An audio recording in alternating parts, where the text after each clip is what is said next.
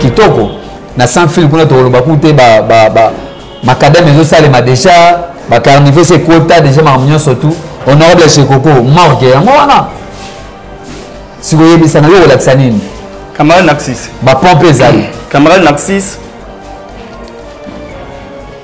oyebi eloko président Jean-Marc Kabunda sali na mpanzi ya TP sans fil au mamignon swana oui mais c'est à féliciter ceux qui m'ont na kingabo ndimi yango tazaki mutaza mutema mabaza bon on a macadam wana bon c'est le gouvernement provincial. Ah bon? Il y avait la Kinshasa. Pour l'année au gouvernement provincial, il y avait la Kinshasa. Parce que les hommes ont poids lourd. Les lots oyo, na état de Makambouya. Il y a par exemple il y a aménagement, il y a poids lourd. Et ça, il y a compte il y a gouvernement provincial. Au Italie, mini Congo na biso au Tiko Bimbabuna, il y a compte il y a gouvernement provincial. Mutumo otalo bakasala ka effort qui a bunda et kota na Kingabwa. C'est grâce au gouvernement provincial, il y a vu la Kinshasa. Nde ba dotara biso nzela oyo bakosa ba congolais ba congomante biso toza ba natif a Kingabo te bi réalité ndele kaka. Donc mais Iveco poilo et super marque comme ça on aura déjà priorité ya peuple était. Donc muto ça la mort gazo soutenir ba action chef de l'état parce que les chefs de l'état lobaki c'est le social, l'école na gratuité ya nini il y a enseignement. Moi, les autres, il y a 3 projets à chef de l'État. Nulle part. Après, pour ton information, depuis beaucoup de banda, na président Baleka, na tika jamais au monde na bino musala bosala que population zo le kana écran azo singa ke bati les morts jamais. Donc cette population c'est na mort gete. Na tika lo kangote. Donc mort gene za sans.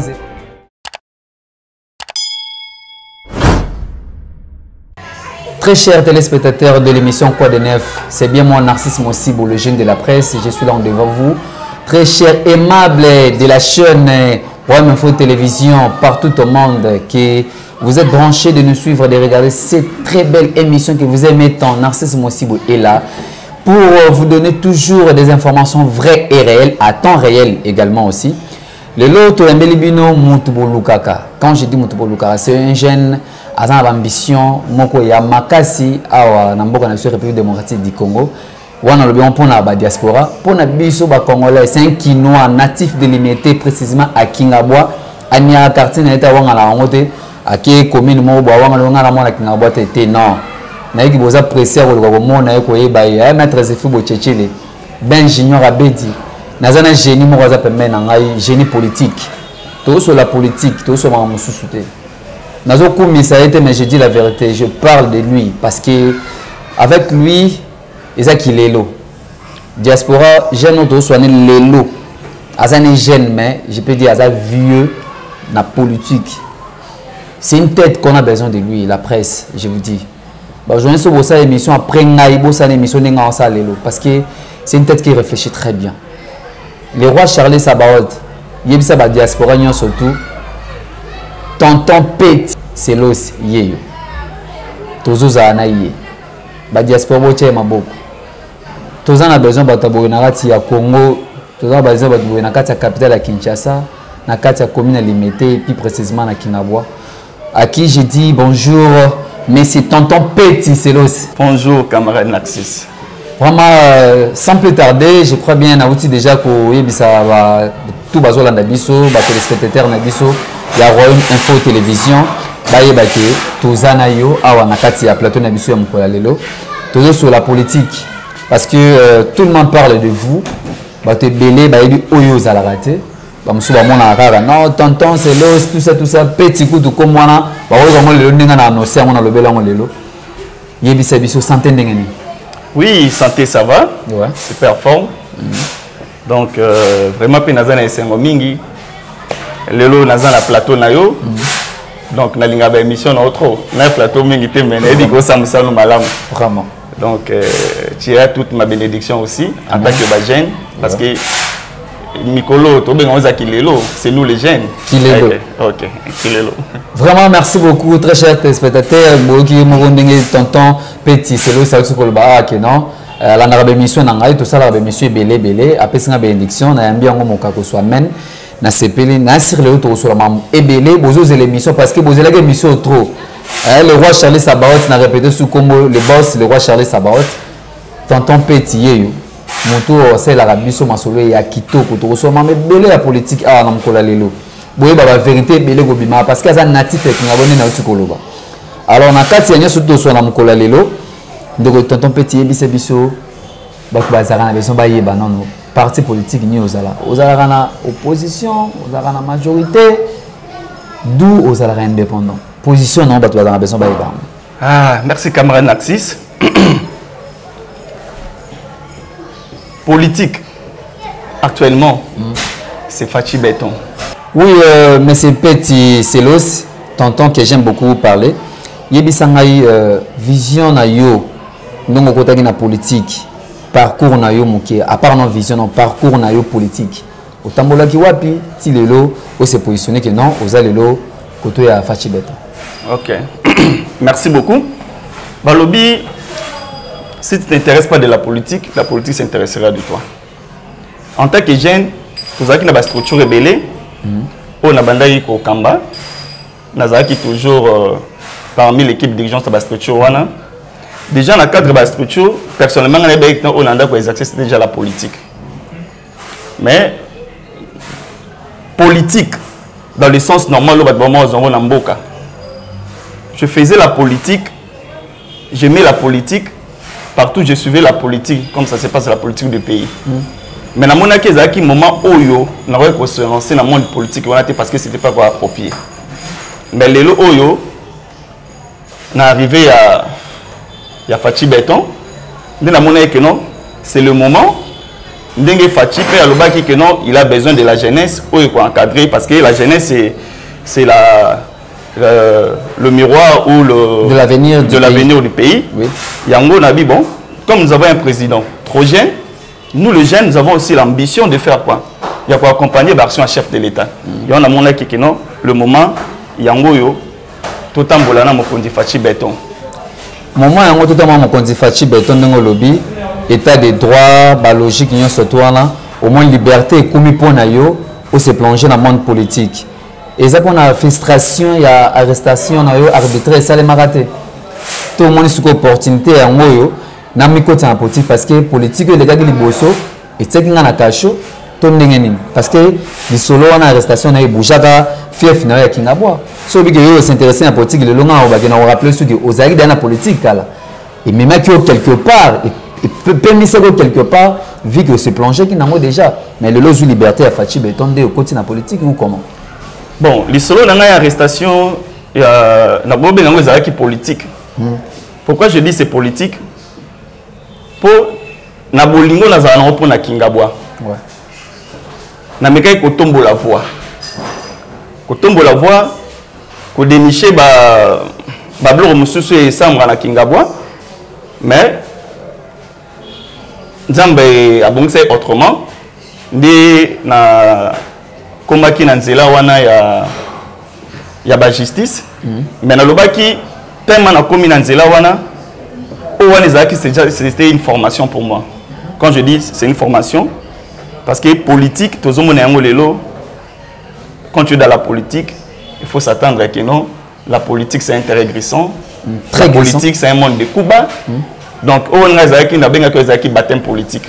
Tant au côté battu au baptême c'est comme à l'université. Il faut aussi lire à l'université aux trophées pour souffrance au monaki au sentir en suscité par rapport à combat politique surtout pour l'intérêt à bana kingabwa. Arrestation politique, des coups bas, etc. Vision à banto pour ça bateau, ba même qui ose à la coffre quelque part, les lobos libanda, le état de droit est commis. Tu dis quoi pour ça? Bon, je dis, merci na la justice Yamboka. Parce que tant que Kendaki, na niveau de l'instance, plainte est faible. Nous avons merci na justice Yamboka, ba magistrat. Nous avons relancé toujours qu'on continue la vision politique. na kangelo mo yotu lo ba plainte ezaki faible plainte ya nana ezaki faible qui est le aux albana parce que ezaki coffre quelque part c'est que plainte ezaki na force moko ezaki bazwa ki yo ba tseko quelque part le lobby de plainte ezaki faible ce plainte ezaki faible ezaki ngoza la arrêter quelque part. Mais moi je te dis la jeunesse a été toujours combattue hein bato bazaki liboso na biso ba golinga te jeune moko azoya en avant makasi ba olinga toujours batile ba koka jambe bon ndé ba hôtel ya ba plainte wana ba mo place baza ba yebi mais pour moi on appelle merci à la justice congolaise ndé nazali banda toujours nazo kende toujours na cadre de vision wana parce que na benga kango za baptême. Vraiment merci beaucoup Benji Junior Abedi, on est là avec les savants, les stages, il est là, le frère est là, maître Zéfi Bouchichi, le maître Christian Mbaye mambolinga yango tozana génie bozomo na ndenge jeune ya Kingabwa natif ya Kingabwa ya limité azo défendre ba cause azaki arrêté politiquement le loza relaxé azo tikate abi ezaki baptême il continue son travail comme politique toujours mais il y a un peu na terrain ya politique limité Kingabwa et le bila konimi tant ofanda yo mozola muka otala limité otala Kingabwa tant que politique ça te dit quoi? Dans un cadre non, il y a limité. Ça te dit quoi? Bon, en tant que politique limitée en général, et le Kingabwa en particulier, ça me dit quelque chose. Parce que la politique en soi, c'est l'art de gérer la cité. Moi, je dis je gère la cité parce que dans sens nil, et dans sens moko style moko na utilisé. Parce que tout le temps, je suis avec la base de Kingabwa. Naebi ba souci ya se ya bana ya Kingabwa. Donc sur le plan politique, il y a un loba qui na zui mission wana ya kubunda toujours pour na mabele ya Kingabwa. Na oyo nazomona sur le plan politique ndenge ba mikolo bazali boso bazome ma politique yango na limité na biso. C'est un peu ça. Autour de la base de Kingabwa, vous avez toujours na bango. Autant que la ngata 5 avenues Kingabwa, oza mabe. Oza impraticable 5 avenues, ata 3 na kiti. Oyo yebi que tant que vous avez na mona Kingabwa, bi base de Kingabwa non avenue telle, est impraticable le politique nini o bato baza na pouvoir ba vie ozo benga ba vie wana, ba bongisa ki yango te to soit yo, oza na idée que non le so yo tonton Petit Serge c'est le disons tonton Petit Selos au commis place wana qui ekokoyi ko bonga to changement goza tanga ata 5 avenir qui ngoto 3 ya pamba to yeba non oza na regret place to base ba bi non tonton azakana souci à place mais peut-être des moyens sont limités peut-être non na côté bina na bente o kosunga bana Kingabwa camarade Laxis au soulever point moko eza vraiment important mingi na otangelo ba avenité. Maintenant, l'axayo, la direction nini, au biso la Kingabwa, toye baka yango, lelo est comment impraticable, moi, au temps je vous en prie. Déjà, biso tozaki à la Kingabwa, tozo voiture, nabi voiture, zo kota, et l'ongwe na, ekoti, kulumba, et que eleki na sima terrain na venir, côté à Victoire, kuna, et que ti, et bimi na mwele. Mais les lots, nous allons les aller sous-souter. Nous sommes sous-souter, nous sommes sous-souter. Nous allons dire, ah, on va venir Lumbi. Ok, Bimi na Idi Amin, ok, ti. Obimi va venir Kuba, Kuna, va venir Tumba, tout ça. Mais les lots, bah, route, wana mobimba, ils sont impraticables. Mana Kingabwa bakoli, tu es venu de andai ko tambola yango. Tous allons sous nanzila musu, tous allons qui kiti, toke na po ya maman Nzenze. Toleki na sima école de PPSK. Toko che PPSK toko bima na veni na sekuna ya pont oyo ya pont oyo ya veni bateke ya Kingabwa sans fil. Toke yango toko bima tina monono na ITB. Ndalelo ba route wana nyoso wana. Talaka ka schéma na pesio. Pona biso ke nazamu na Kingabwa ya solo na ndenge senga na tangelo ba veni mais na tangelo ba route oyo biso ko ande ko tambola yango lelo oyo soko leki nzele za sosute. Mais tous en abandonné comme sous au derrière bazan à pouvoir au peut bazar le honorable ba bon ça banzela ba pont salema je peux citer même honorable chez Coco à sala ba pont na banzele bela bon mais quand il dit toutes ces routes là ils sont impraticables comment ça coup chapeau ya grand frère Nabiso honorable Jekoko koloba ko bongisa eza moi pasi mingi abandai koya kosunga donc bongisa te mais abandai koya kosunga ah ça va bana kinga ba Rolanda bana limité ba Rolanda yo ba biki ba ko impraticable aujourd'hui abandai koya moi kosunga mais yebisa biso lelo ba ambition na yo na vision na yo politique ezanini parce que au monde petro na komba kingaba o sela bana kingabwa nini o lelo mwana kingabo mo bogi alali alamuka bité tonton Selos na kina irne na 2021 na ko voter pambate a sela bisobo tonton Selos aza jeune social Tony yebisa biso bana kingaba ba kanso na nini kina 2023 batema ba voter parce que na minute où je sais pas ba action les aranino ou tout en base à base non eza wapi parce que ba honorable to ba tumuso to ko tanga ko pona za ba kombo bena otangelo awa tozo pusana na otangelo mutu ba sala bo yo yebisa biso non mutu ko telema ake voter yo na nini alala loti ake voter na nini na osenga bana kingabwa ba pesa ngai chance je suis encore jeune j'ai beaucoup des atouts non, il y a défendre Kingabwa Nabiso, limiter Nabiso dans tous les moyens. Na o tout ni soki tonton a salé là-bas na Kingabwa nini. Tonton a tambola bien na Kingabwa. Batika la oka tonton a yibate. Batika la oka tonton espoka mutumbongo te. Batika la oka tonton a bundate. Donc je suis un fils digne de Kingabwa, de son nom. Un fils digne de Kingabwa de son nom. Aujourd'hui c'est la cachée à Kombo ya Selos. Ou ya papa na yo. D'où batozo voter bina tonton Selos petit. Ou ya génie de notre ko bana début. Ou ya na mutu na ye. Ou ya besoin apporter l'eau comme on a Kingabwa. Tout c'est la griffe ya famille. Camarade Naxis, j'ai dit paix à son homme, que son homme repose en paix. Mon papa. Qui était aussi candidat à 2006. Oui. Je suis toujours son chemin. Candidat malheureux. C'est normal, la politique est à bongo. Il y a une chef comme ça, papa. Quand papa exemple, on a dit ça, oyo, ce que l'on dit, combat oyo, Kondo Tshisekedi, Wamulumba Salaka, il a milité. Si à côté na sia mabele elo ka bande ko lukazwa ke yangote mais le mo na ye fachi na sima na absence ya papa na ye aye kozwa ko gagner Paris wana donc chez moi on appelle sur yebab keno soki papa bundaki azaki candidat malheureux paix à son âme mais ngai mwana nazolo bona mokolo ya lelo ke na kozala élu député provincial na commune à Limité.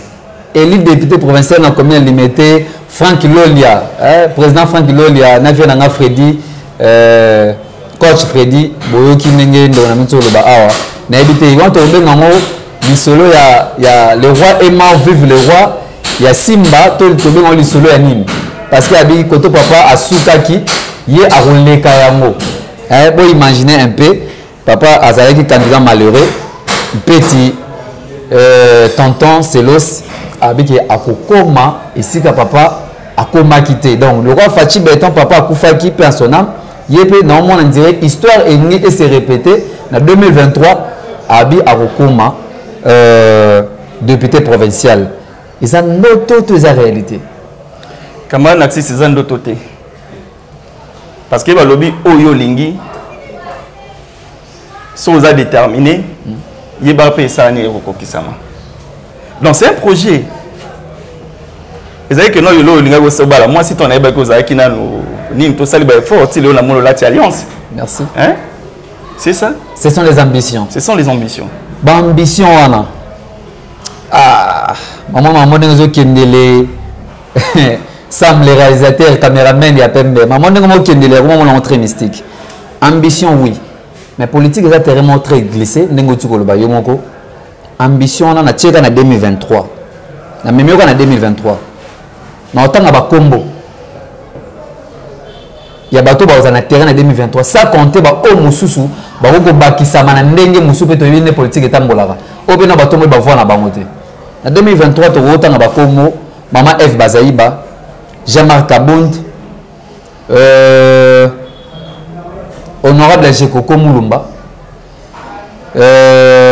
Prince Epenge tokotanga komo ya Francine Bengama honorable ozape oncle na yo tokotanga komo ya Ghislain Ponzo tokotanga Marnez mwana papa Mukanya pasteur Mukanya tokotanga Emani yazana nouveau ya sans fil kuna pa bana sans fil be bazali tokotanga honorable Serge Welo tokotanga papa Godard Motemona na tangelo non wana na msa konte ba musuba ko bima pe na tanga ba kombote ba diverser wana tangelo détail na kati limité pe kingabwa tonton Selos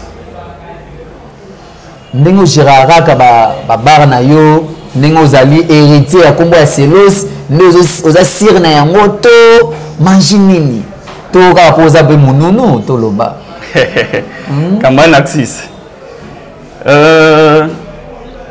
politique est kilelo hein na politique à kilelo to lobela parce que la vision à chef de l'État à l'obaki a retravaillé cette fois-ci na Bajen bato babeta ba 2 mandats ba 3 mandats ba 4 mandats ba 6 mandats naza sorté que non na ba élection zoya ba ozala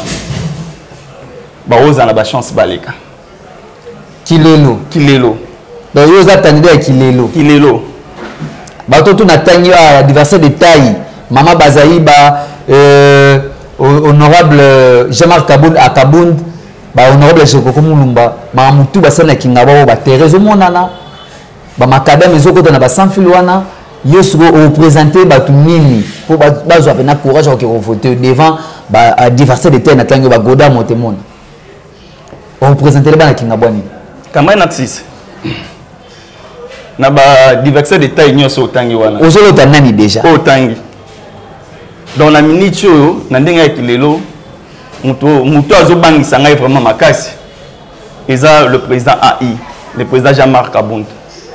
Ah bon? Oui, c'est tout. Le président Jean-Marc Kabound azobangisa ngai makasi parce que sur le plan politique ye aza politicien mukete hein aza muto o aleki na formation et pas il a fait Tshisekedi wa Mulumba paix à son âme Kondo Tshisekedi donc na bango nyonso na kilelo parce que le président Jean-Marc aza kilelo hein mandat neza liboso hein dans la baie ba 4 ba 5 mandats ba 6 mandats baza sur la chance donc biso jeunesse ndé tozo surtout dans le cadre de la vision chef de l'État tu dis que non cette fois-ci c'est la jeunesse qui va diriger ce pays. Donc, pour nous, on a Kinabwa, Kaka honorable Jean-Marc Kabound à Kabound. Donc, le rose dans la provinciale, c'est que Jean-Marc Kabound à qui est national, il y a la provinciale, tout bâti dans la provinciale, il y a Robert Bango. Donc, vous êtes sûr de ça?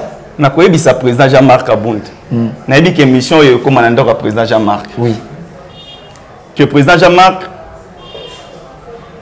en tant que jeune, la force politique qu'on a eu aux Anango. Na force aux alango sur terrain na Kingabwa na osenga président otiana national na muamba otikina nga limité na bundana na reste ba candidat aux aba na provincial na limité ah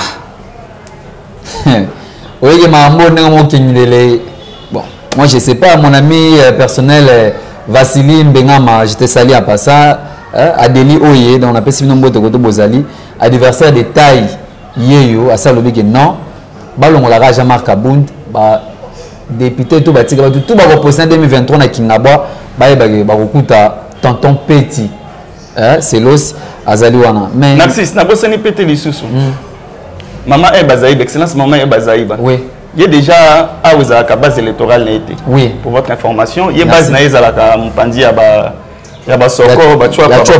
ok, merci beaucoup. Donc, tu parlais déjà, mère à qui mon pandio kuna, on se battit, ils ont répété, puis ils ont assisté la provinciale. Attends, candidat au Bétana bon. Ah, au Bétana bon, on peut dire au fan na provinciale. Mais pour ton information limitée, ils en a 3 sièges, papa. Oui. Pour une attaque gêne, moi on a un siège monté. Na ba kombo na tangiao. O bimela wapi. So au talibien honorable Jean-Marc Kabound ndongo bidi otine national terrain ezomonana.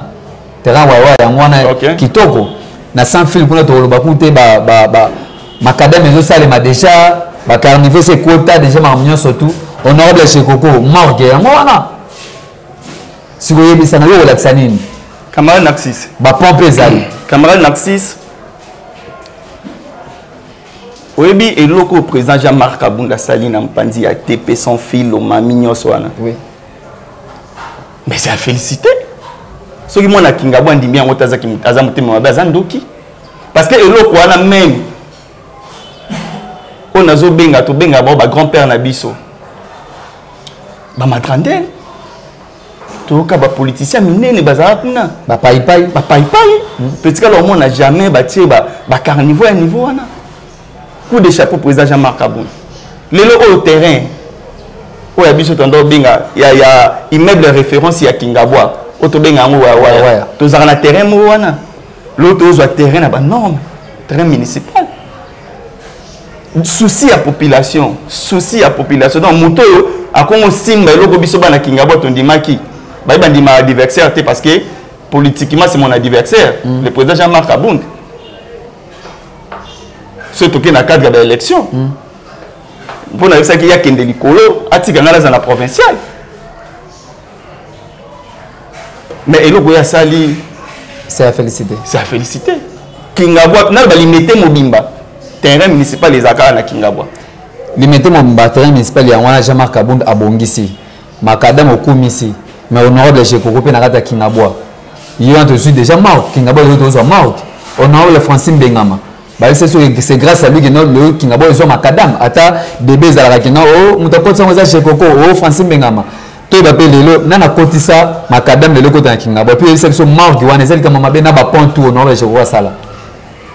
Quand Naxisto Bandano Marambo Yakadam, eux, Kotaka na élection il y a 2006, je pense. 2011.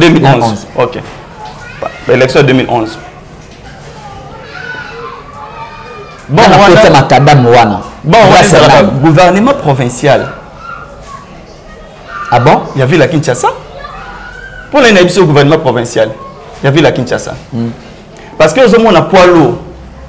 Les lots oyo, dans l'état de Makambouya, il y a par exemple, il y a aménagement, il y a poids lourd. Et ça, il y a un gouvernement provincial. Au Italie, mini Congo na biso au Tiko Bimbaguna, il y a un gouvernement provincial. Moutouma Otalo Bakasalaka est fort, qui a Bunda et Kotana Kingabwa. C'est grâce au gouvernement provincial, il y a vu la Kinshasa. Ndé ba dotara biso, nzela oyo. Ba congolais, ba congomante, biso toza ba natif à Kingabwa, te bi réalité ndé kaka. Donc même oncle nayo Francine Bengama azana apport mon côté apporter pour macadam également pena au nord de Chekoko pe au boy ba sala grâce te macadam côté le gouvernement provincial a vu la Kinshasa. Ah, ce qu'on a lelo Kingabwa pe zumao qui limite ngo zumao Kingabwa zumao. Mais tant le bas qui terrorise le quoi liboso na limité mobile. Terrain municipal. Et zolo voyez il y a oh ba na moins plus. Kingabwa limité tout ça combien de morts autant webi. Autant webi. Après sinon oui, ba bondeko zali. Les lopé Iveco, Poilo et Zoubé mort comme ça on aura des a priorité il y a peuple éteint. Donc mouton ça la mort gazo soutenir par son chef de l'état. Parce que les chefs de l'état le baki c'est le social, l'école na gratuité il y a nini il y a enseignement. Mort les autres côté na cadre il y a 3 projets chefs de l'état le baki. Nulle part. Après pour ton information depuis beaucoup et banda na ba président baleka na tika jamais au mona na bino musala bosala que population zo le kana écran azo singa ke bati les morts jamais. Donc cette population c'est na mort était. Na tika lo kangote. Donc mort qui est sans effet. Na tika lo kangote. Ah. Banatif ya limité bana Kingabwa bino mo boyoki ndenge tonton Petit Selos ba benga l'héritier du trône ye mutu lobi ababi akosimba Kingabwa candidat ya bino yona en 2023. Abi ba kombo tu na tanga robeta ngo ba Vegoda ba Serge Welo ba Emani na sans fil kuna ba Marnez ba Gislin boy ba ke Prince Penge yum do tsaka makelele tonton Petit Selos Kamara Narcisse na lobi o na kutana bona provincial abi ba tuto okutana na provincial robeta ye a épargné kaka awa président AI Jean-Marc Kaboun Akaboun o honorable Jekoko o nani sans polémique abi azobanga mututé a boxer batutu parce que abi ya osala mutu asa la kilelo donc il y a la candidat kilelo aza attaché na chef de l'état et puis à part yango to ko banadea ko chiter na émission na biso OK vision no ezanini vision globale no ezanini pour na limiter et puis particulièrement Kingabwa ceux qui n'ont pas au postuler na provincial et simité municipal pezali poste des belé be ko postuler vision ezanini na Kingabwa so posuite les loro lobani Kamara Narcisse mutu oyo ngai nabike na kozo ke élection ezoya okozo na kozo o bato ba kuba o ba kangali ngai susu esala ki boye mo mbala le la te politique na ba réalité na ngo na wetel ba koka jam na ebike ze belé zo telema mitambo zo telema mais toujours trobi que nous sommes aussi des chrétiens oui pour ngande na za boye na ebi nzela mususu te oza chrétien mais obiki ba nonu pe baza pe simana o lobi yango mais les puissances ancestrales ils ont bloqué ya communauté ba boye yango te hein babo ya yango te logique oui tozomona le président Fatou Tanga zwaki bokonzi akendaki na église batiaki maboko ba cérémonie pe ya nini wana esalamaki c'est inévitable la politique mais en 2023 tozon ara na émission oyo na vandi cette fois-ci na casquette ya député vraiment Sam Narcisse Mosibo asali musana ye bana Kingabwa ba Rolanda pe ba koyoka po émission Rolanda ma vraiment na Rome Info Télévision pe na ba chaîne mususu ebele to kopanza ba lien bana Kingabwa landa yango o amona ko contredire ye on est là nous on fait notre travail to ba fanatique te to za wana pondo sa musana sur journalisme bo moni a na kumisi musala o ya salaka na kumisi mutu na ye aza héritier ya kombo ya Selosi oui papa pe postulaire en 2006 boyebi mais il y a bi akokomisa wana suka donc nazo benge Simba déjà ya lobby parce que tombo face à Koufaki Simba Telemaki sans aucun souci philosophie akuna matata ya ko gagner yango bonne chance na ye lelo basuka na batutu bazolanda na Rome Info Télévision et puis na ba chaîne surtout ba hôtel émission lelo bon lilo bananga esuka nazo senga na bandeko nyonso ya Kingabwa ya diaspora na bandeko ya Kingabwa po tozana bango sur place bapesa ngai tonton Petselos confiance gêne oyo nazolinga lobby Kingabwa na biso elata robe mususu donc nous serons là pour combattre des antivaleurs que idée image ebima na Kingabwa ba mama ya Kingabwa biso to bundela yango image ebima ke no Kingabwa ba kulu na biso to bundela yango donc on a singi mingi bandeko na ngai diaspora bandeko na ngai ya Kingabwa tozozala ba mikolo nyonso to liaka na bango to melana na bango pe bandeko na ngai nyonso ya limité ba pesa ngai confiance ba omona ke non limité particulièrement na otake mingi Kingabwa ezali sundenge ezali liboso te parce que na yebi Kingabwa ndenge ezali na yebi Kingabwa na koli na bandana bien na botami na koli na vandi omona bakenda ba voyage à papa ba kimanga la kimanga te na vanda raka na raka la Kingabwa donc na yebi Kingabwa malam muto yebi Kingabwa bien olinga te que lobby Kingabwa et des américains des autres Kingabwa il faut changer vraiment Kingabwa il faut changer ndenge donc on a vu sur lobby nga goza de apprécier bien honorable parce que on croit à lui, on espère que Marmien sur le Gamala Moutoza déjà na ba festivité à Noël ba bonne année, on peut faire quelques salutations na famille na bande ko na ba na ope balandieu émission na bande ko tout bazali banda ya mboka sur ba salutations ezali on peut ça en beauté pour te clôturer émission en beauté. Merci beaucoup donc comme na moment ya ba na pesi déjà joyeux Noël avec le président Jean-Marc Kaboun. Ouais. Bon le baté qui est le président Jean-Marc Kabound aïe abeti moté manabiso bana ya Kingabwa. Ouais. OK. Na pesi mboté ebele na pesi bandeko nyonso ya limité. Mboté mingi. Donc ngai mwana bino wana zo senga na ba papa ngai mwana bino wana zo senga ba mama ya Kingabwa ngai mwana bino nazo senga bandeko na ngai oyo tozana bango pona obenga kilelo na ozanga petre na opesa bino bambote mingi surtout bo soutenir ngai to tamboler longo poto bongisa Kingabwa na biso. Ok, merci beaucoup. Tout ça, dans le cadre de KNB, Kingabwa Nabiso. On est obligé de rebondir Kingabwa. Tout ça, l'émission sans polémique. Nous sommes en anglais à débattre. Le corps, âme et l'esprit, à émission. Ils dépendent de notre état d'esprit. Et au côté de la chaîne Nyon surtout Boyebi. Et au côté de la édition tout Facebook, WhatsApp, partout. Tantôt, ça m'a donné la photo. Ça, c'est qui togo.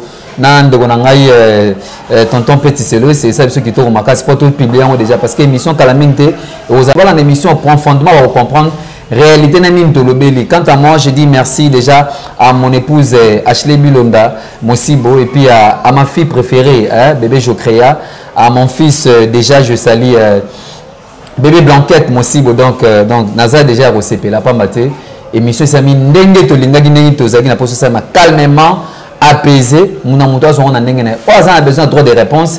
On est là, numéro na bas à écran, pour moi, nous répétons un peu même en bouche 0900 94 15 33. On a besoin directement Narcisse Mosibo, le jeune de la presse, Vaseline Bengama, je répète encore, je salue mon frère. Émission Isawana, je salue mon ami personnel Botch, Botcheche, les boucliers solides. Ben Junior Abedi, les génies là. On a fait bien l'émission avec lui. Bon, mon capacité, vision à 2023. Babi bakanda bazé belé bo osé bo kutana na petit selos a Rosalawana tonton bo kutana na nzela franchement il est prêt ya ko affronter bino donc na sepi na makasi nenge monsieur le je salue ma maman chérie maman Marthe Fonika sur ma bota Narcisse Mosibo paix à votre âme mon père Cyril Mosibo na pesi mbote belé sika pe ozali ndoyi ya papa. Et puis, Denamia Mosibo, je salue toute la famille Mosibo, Cynthia Mosibo, au Canada, on a fait Simbote, on a aimé de Moulenda, mon ami personnel, on est au Canada, États-Unis, on a fait Simbote, pas mal, on a créé mentionné pour plétage automatique systématique. Moi, ça a fait Clovis, Bazaï, on a fait Simbote, aux États-Unis, si vous allez. Merci, à nous revoir prochainement. Et Charles Sabot, il y a un mot Moussa Kaka.